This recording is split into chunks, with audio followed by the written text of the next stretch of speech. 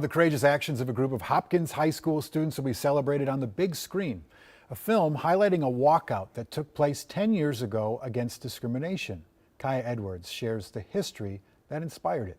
It's 2013 and homecoming time at Hopkins High School, but something during Spirit Week isn't sitting well with some students. It was themed Ghetto Spirit Day. Independent journalist and multimedia producer Ralph Crowder was already covering education at the time.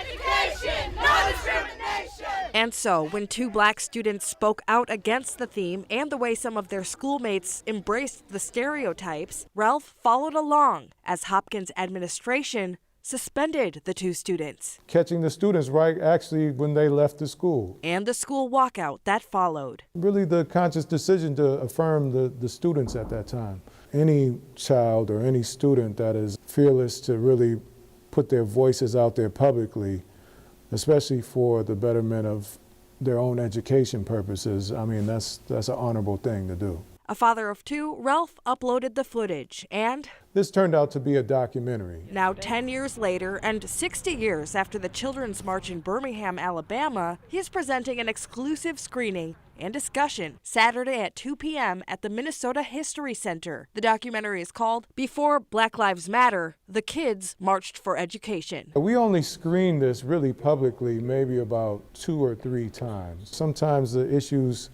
of the times you live in aren't necessarily ready for the art you might produce. The time has caught up to those kids and what they did 10 years ago, where they can be honored appropriately for the history that they did make. Ralph says he showed the documentary to the current Hopkins High School administration and says they were very supportive. I reached out to the district for a statement as well, and once we get it, we'll add it to the web version of this story on KARE11.com. Interesting how time tells a different story. They're now supportive of the move that those brave young students did to take a stand. Exactly. Yeah, thank you, Kaya.